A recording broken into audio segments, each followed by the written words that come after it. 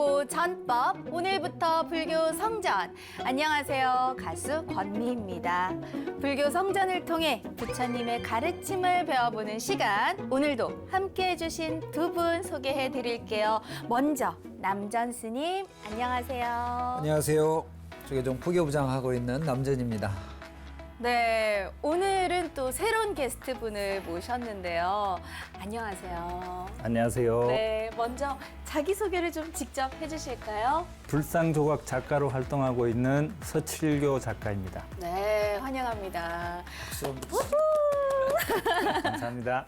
네, 미소가 참 아름다우신데요. 서칠교 작가님은 불상을 만드는 조각가신데 이 불상을 직접 만든다고 하니까요. 네. 저는 좀 신기하기도 하고 정말 멋진 작업을 하시는 것 같다라는 생각이 듭니다. 그동안 많은 불상을 조성을 하셨을 것 같은데 네. 어떤 불보살님들을 조성하셨을까요? 거의 뭐 아주 다양한 불보살님들을 조성을 했었어요. 네. 제가 지금 이 불상조각가로 거의 한 25년 이상 해오고 있기 때문에 그 사이에 뭐 어떤 불보살 상이라기보다는 네. 거의 뭐 다 해봤다고 생각을 합니다. 아, 멋집니다. 네. 그럼 불자님들이 서칠교 작가님이 만든 불상을 보고 이렇게 절을 하고 좋아하는 모습을 보면 어떤 기분이 드세요? 그런 모습이 제가 처음에 불상조각을 시작할 때, 그런 불상을 조성을 해야겠구나 하고 시작을 했었어요. 네. 그때 처음에 먹었던 마음이 지금까지 계속되고 있는 거고, 그리고 그런 보살님들, 신도분들을 봤을 때, 좀 뿌듯하기도 하고, 제가 처음에 가졌던 그 마음을 잊지 말아야지 하는 생각을 늘 합니다. 우리가 보통 이제 불상은 이제 신앙의 대상으로 네. 삼고 이제 역사도 뭐 굉장히 길고 그런데 이 시대별로 불상들이 조금씩 다 차이가 있잖아요. 네네. 혹시 우리 작가님 불상 조성할 때 그 작가님만 갖고 있는 어떤 뭐 원칙, 기준 뭐 이런 거 좀 있나요? 이 불상을 조성을 하는 게 그 순서가 그래요. 일단은 제 작품을 보신 분들이 제 작품에 대한 호감을 가지시고 네. 그 다음엔 저한테 찾아와서 이러이러한 불보살님들을 조성을 해달라. 그렇게 되기 때문에 우선은 저한테 주문하신 분들의 그 조건을 먼저 들어요. 네. 듣고 최대한 거기에 맞춰서 해드리는데 저의 색깔이 나오게 거기에 살짝 입히는 거지. 제가 지금까지 했던 불상들이 제 마음대로 한번 예전에 처음 했을 때 네네. 제가 원하는 방향대로 이렇게 쭉 끌고 간 적이 있었어요. 그렇게 끌고 갔었더니 보시는 분들이 굉장히 낯설어 하시고 그런 것들이 이게 그냥 어떻게 보면은 좀 장난스러워 보이기도 하고 그런 걸 느꼈어요. 네. 근데 그게 이 시대에 살아가시는 분들의 미감이라는 게 있고 그 미감을 너무 무시하고 살면 안 되겠구나. 제가 그래서 그때 마음먹은 게 이분들보다 한 발이 아니라 딱 반발만 앞서가자. 아하. 아쉬운데 그분들 네. 모셔다가 칠교사 같은 절 하나 만들면 좋은데. 좋은 네. 아이디어인데요. 네. 그렇다면 지금까지 조성한 네. 불보살님들 중에서 가장 기억에 남거나 네. 아니면 좀 더 많은 분들이 이 불상은 좀 더 봐주셨으면 하는 의미 있는 불상 뭔가 하나만 꼽으신다면 그게 제일 어려워요. 하나만 꼽는다는 게. 이게 그 왜 열 손가락 깨물어서 안 아픈 손가락 없다고 하는데 네. 제가 조성했던 부처님들이 뭐 여기저기에 많이 있습니다. 많이 있는데 그분들 한 분 한 분 조성할 때마다 한 번도 그냥 허투루 한 적이 없고 그 상황에서는 네. 시간이 지나고 보면은 뭔가 어설프고 그럴 수도 있지만 그때 당시에 제가 할 수 있는 최선을 다해서 조성을 했던 거기 때문에 딱히 한 분만 골라서 이렇게 하라는 거는 좀 저한테 좀 무리가 있는 것 같아요. 아하. 네. 맞습니다, 스님. 그렇죠. 열 그렇습니다. 손가락 같습니다. 깨물어서 어떻게 네. 안 아픈 손가락 있겠습니까?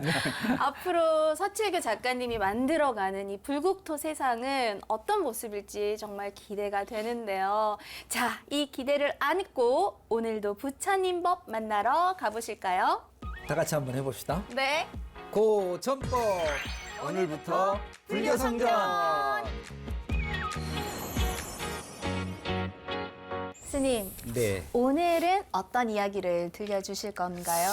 오늘 이 서 작가님도 나오시고 그래서 네. 우리 이제 불상이 만들어지는 전설 이야기가 한 편 있는데 네. 부처님께서 그 도리천에 올라가셔서 네. 설법하셨을 때 돌아가신 그 어머니 네. 마야왕비께서 도솔천에 계시다가 도리천에 내려와서 법문 들으시거든요. 네. 네. 그 법문을 했던 그 기간이 이 지상에서는 한 3개월 정도 됐었나 봐요. 부처님이 계셨던 나라의 그 왕이 부처님을 너무 뵙고 싶어가지고 네. 부처님 계신 자리에 네. 전단향으로 똑같이 불상을 등신으로 만들어가지고 네. 네. 봉안하고 예배를 했다 그래요. 그러니까 불상이 만들어진 기원은 여러 가지가 있지만 네. 거기서부터 사실은 이제 전설로 시작이 되는데 그 이야기와 함께 이렇게 좀 보니까 불상 또 어머님을 위해 설법. 그래서 오늘은 부모님의 은혜, 어머님의 은혜에 대한 이야기를 한번 이게 맞아가나? 그러니까 하여튼 그걸 한번 해봅시다. 네. 아무래도 불교는요, 출가를 통해서 수행자가 되다 보니까 이 속세와 모든 인연을 끊을 것이다라는 편견을 좀 갖고 있어요. 그래서 불효의 종교가 아닌가라는 오해를 하기도 하는데, 부처님께서도 모든 것을 다 버리고 출가를 하셨고요. 그런데 설법하신 내용에 이 어머님 은혜에 대한 내용이 있다고 하니까 스님 새롭게 느껴지네요. 불효의 종교 그러니까 좀 어감이 좀 이상한데 네. 원래 불교는 이제 출세간의 종교 이렇게 표현합니다. 그러니까 세간을 떠난 그러다 보니까 그러니까 세간의 인연이 되는 이제 여러 가지 특히 그 가족 간의 관계 이런 것도 아무래도 이제 단절이라는 개념 때문에 네. 그 불효 이런 이제 그 생각을 많이 하는데 사실은 이 불효는 우리가 조선시대 때 효에 관한 그 사상이 원체 강하다 보니까 불교를 좀 약간 폄훼하려고 했던 것이고 그렇군요. 불교도 부처님도 경전에서 계속해서 부모님에 대한 은혜, 어머님에 대한 은혜 이런 것들을 많이 말씀해 놓으셨거든요. 그래서 오늘 어쨌든 그런 좀 인식도 좀 바꿔볼 겸 이 효에 대한 이야기 계속 한번 좀 나눠봤으면 좋겠습니다. 네. 저 어머님의 은혜에 대해서 말씀하신 경전이 부모 은중경이잖아요. 그런 경전 있죠. 네. 그 내용에 보면 부처님께서 출산해 보지도 않으셨는데 어쩜 그렇게 잘하실까 놀라게 되더라고요. 스님, 그 부모 은중경에 대해서 좀 자세히 설명 좀 해주세요. 원래 소설은 잘 모르는 사람들이 쓰는 거예요. 그런가요? 그렇죠. 이 부모은진경은 사실은 중국에서 만들어진 경전이라고 대개들 알려져 있습니다. 우리가 이제 좀 표현이 좀 이상한데 이걸 이제 위경이라고 해요. 그러니까 부처님께서 직접 설하신 것이냐, 네네. 나중에 후대에 만들어진 것이냐 이렇게 분류를 하는데 부모은중경은 그런 면에서 조금 후대에 만들어진 경전이에요. 그렇지만 부처님께서 좀 전에도 말씀드렸듯이 부모님 은혜에 대한 이야기, 특히 우리가 잘 알고 있는 그 목련존자 백중이야기 이런 걸 네네. 우란분경이라고 하는 경전에서도 설명이 되어 있고 많은 곳에서 이야기를 하고 계시기 때문에 효에 대한 이야기는 불교에서 굉장히 중요한 실천 덕목 중에 하나인데 이제 이 부모은중경 같은 경우에는 중국에서 만들어졌으니까 중국은 효도에 대한 것을 굉장히 강조합니다. 네. 네. 불교는 은혜에 대한 걸 굉장히 강조해요. 그래서 그런 관점에서 이 부모 은중경이 만들어진 것이죠. 그래서 네. 이 동북아 특히 그 유교 사상이 좀 많은 이 국가들이 부모 은중경을 굉장히 오래전부터 신앙하고 또 그걸 토대로 해서 네. 의식도 법회도 또 기도도 많이 했던 그런 경전입니다. 네. 네. 그 어머님 은혜라는 노래 다들 아시잖아요. 나 실제 괴로움 다 잊으시고 길을 실제 밤 낮으로 애쓰는 마음. 이 노래 어버이 은혜라는 노래 가사가 부모 은중경의 가르침을 바탕으로 만들었다고 저는 들었어요. 아, 그래요? 네. 이 불교가 불효의 종교가 아니라 효의 종교라는 걸 그걸 네네. 통해 다시 한번 깨달을 수 있겠네요. 맞습니다. 자, 부모 은중경 외에도요, 부모님에 대해서 이야기하는 구절이 있는데요. 서칠교 작가님께서 오늘 직접 읽어주시겠습니다. 네, 세존께서 예전에 이렇게 말씀하셨다. 부모님께서는 자식을 위해 하기 어려운 일을 하시고 젖을 먹여 길러주시며 갖가지 세상의 일들을 가르쳐서 알게 하신다.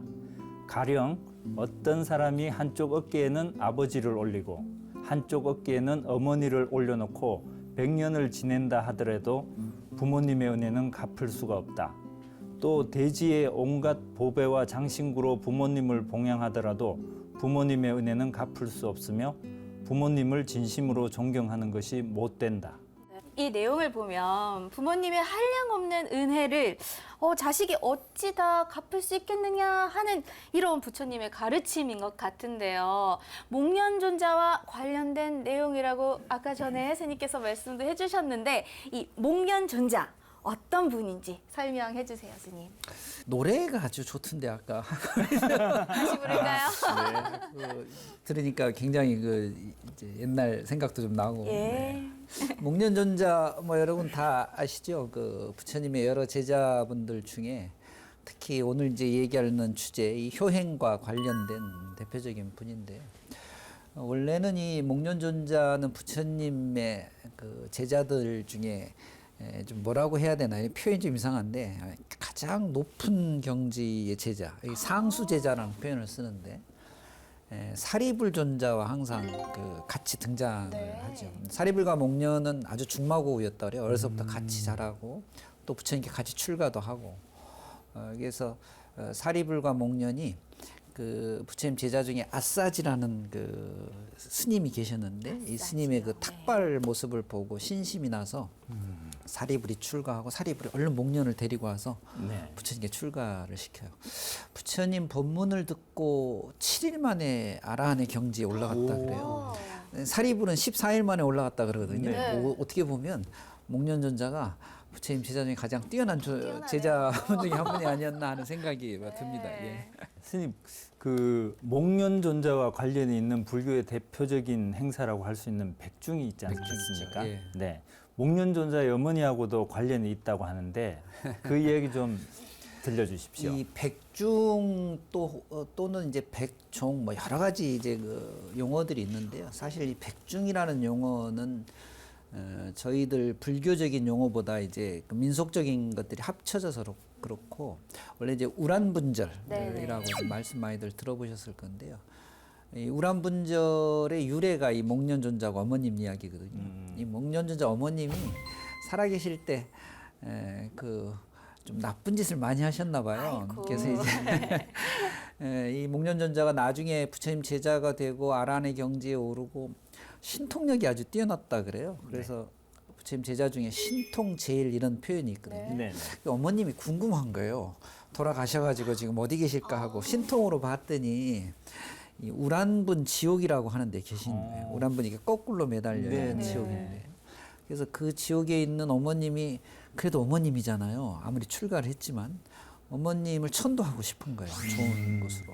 그래서 부처님께 청을 올리고 부처님께서 그렇다면 수많은 스님들이 수행을 다 마치는 날, 이제 요 날이 이제 우리가 흔히 안거가 끝나는 날, 안거 해제일이라 그러는데 그날이 이제 음력으로 7월 15일. 이게 우리가 흔히 이제 민속에서는 그걸 백중이라고 하거든요. 이 백중에 갖가지 과일, 또 5가지 곡식에서 이 오미백과라고 하는데요. 이 오미백과를 잘 차려서 대중스님들께 공양을 내면 그 공양의 공덕으로 어머님을 천도하는 기도하고 의식을 하자. 이제 이렇게 된 거죠. 그래서 실제로 그게 행해지고 어머님께서 천도가 되셨다고 그래요. 근데 이 여기서 이제 나온 게 우리가 흔히 얘기하는 이제 백중의 여러 가지 행사들, 우란분절 행사들이 네. 되는 거죠. 예. 그렇군요. 이 백중 또는 우란분절이 효에 관련된 행사였는데요. 이 지옥에 떨어진 어머니를 구제하고 싶은 목련 존자의 이 효심도 정말 대단한 것 같아요. 이 백중기도가 49일 동안 이루어지잖아요.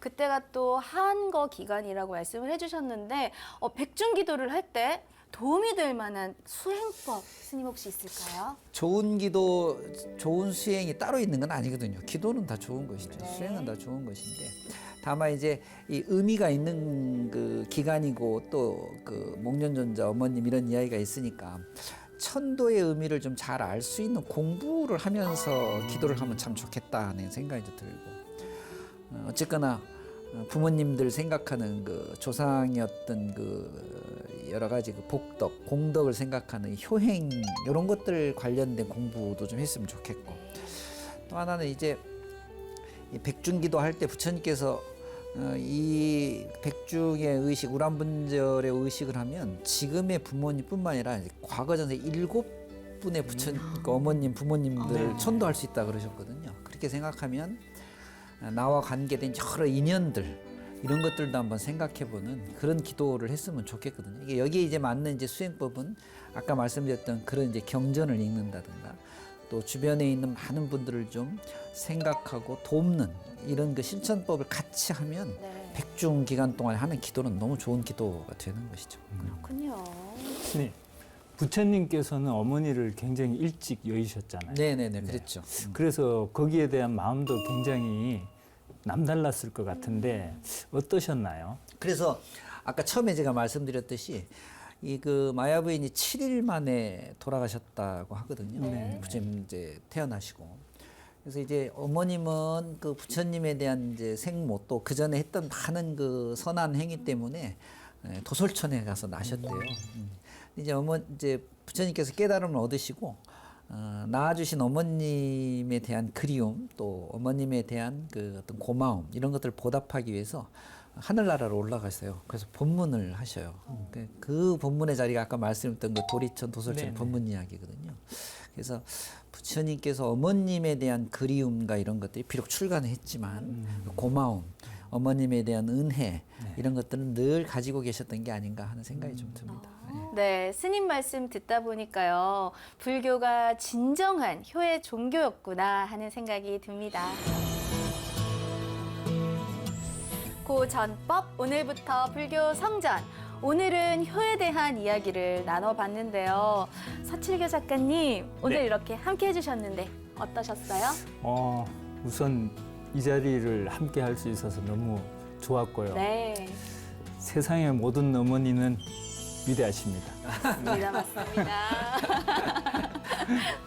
그 이야기를 들으니까 우리 그 절집에서 이렇게 불상, 네. 또 절집, 또 탱화 이런 것들을 전부 조성하는 분들을 이제 불모라고 해서 부처님의 어머님 네네. 이렇게 표현을 하는데 부처님 조성하는 일 자체는 부모님이 그 자식을 낳는 또 자식을 기르는 그런 마음과 조금 더 다르지 않은 것 같아요. 그런 면에서 오늘 정말 효와 우리 또 서칠교 작가님의 그 불상 이런 얘기가 너무 잘 맞는 것 같아서 네.